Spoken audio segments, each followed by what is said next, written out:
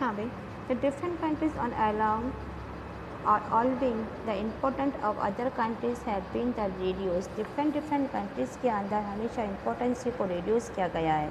The reaction or the movement of capital across the country have also been reduced. capital थी उसको भी reduce किया गया है. In the operational term, it means that invest in rich countries can invest their money in countries other than their own, including development country where they might get better routing. And globalization has also led the flow of ideas across the national boundaries. The spread of the international internet and computer related service is an example of that, but the globalization has not led to the same degree of increasing in the movement of people across the globe. Development countries have carefully guarded their border with visa policies to ensure that citizens of other countries cannot take away the job of their own citizens.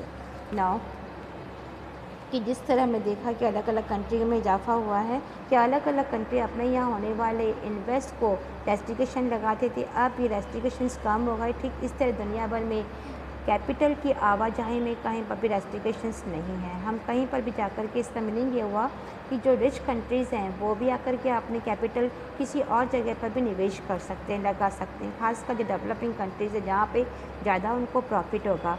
तो globalisation के चलते अपने विचारों के सामने अगर हम limitation को लेकर के आते हैं या स्टेट की लिमिटेशन या फिर नेशन की लिमिटेशन को बाधा नहीं रही है, अब उनका आना जाना पॉसिबल हो गया. जैसे कि इंटरनेट है, कंप्यूटर से जुड़ी हुई जितनी भी सर्विसेज है, ये इसका एक एग्जांपल है. लेकिन ग्लोबलाइजेशन के कारण जिस सीमा तक हम थिंग्स है या कैपिटल का प्रवाह बढ़ा है या फ्लो बढ़ा है, उस सीमा तक लोगों की आवाजाही अभी नहीं बढ़ी है. डेवलपमेंट कंट्रीज़ को यहाँ से वहाँ जाने के लिए वीज़ा चाहिए होता है. साथ ही इनकी एक पॉलिसीज़ है जिस पॉलिसी के द्वारा हम नेशनल बाउंड्रीज़ को बड़ी ही सतर्कता से जा सकते हैं और आ सकते हैं, और ताकि दूसरी कंट्रीज़ की जो सिविलाइजेशन है, वहाँ का डेवलपमेंट है, उन कंट्रीज़ में आकर कहीं अगर अदर कंट्रीज़ के लोग आते हैं और जॉब करके वहाँ पर उनकी जॉब को हथिया ना ले. ये इसके अंदर कहा गया है, दिखाया गया है कि अदर कंट्रीज़ के लोग can not wait the job of their own citizen, कि वहाँ जहाँ पे आप जा रही हो वहाँ की सिटीजन्स की जॉब को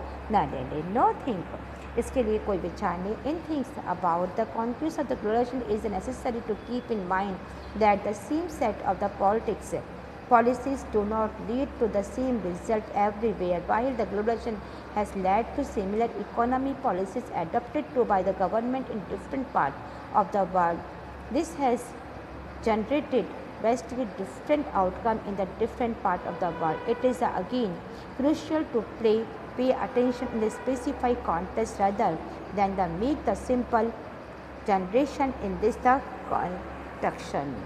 तो वैश्वीकरण के कारण या फिर ग्लोबलाइजेशन के परिणाम को सोचते हुए हमारा ध्यान इस पर फोकस करना चाहिए कि एक जगह पर हमें सेम पॉलिसीज़ को लेने का मतलब ये नहीं होता है कि हर जगह उसका रिजल्ट भी समान मिलेगा.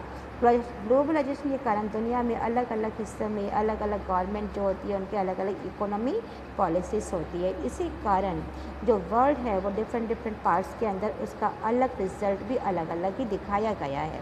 और हमें ये बात मान लेना चाहिए कि इसके बजाय हमें ये ध्यान देना चाहिए कि क्या इसका अंत होगा. Now the economic globalization has the create an intense division of the opinion all over the world. कि इकोनॉमिक ग्लोबलाइजेशन के कारण पूरे वर्ल्ड में पूरा वर्ल्ड एक गहराई से बढ़ गया है, डिवाइड हो गया है. Those who are the concern about social, इसके कुछ कारण यह है कि सोशल कारण भी है जिसके कारण इसमें जो लोग हैं अपने हाथ को जिम्मेदारियों से खींच रहे हैं.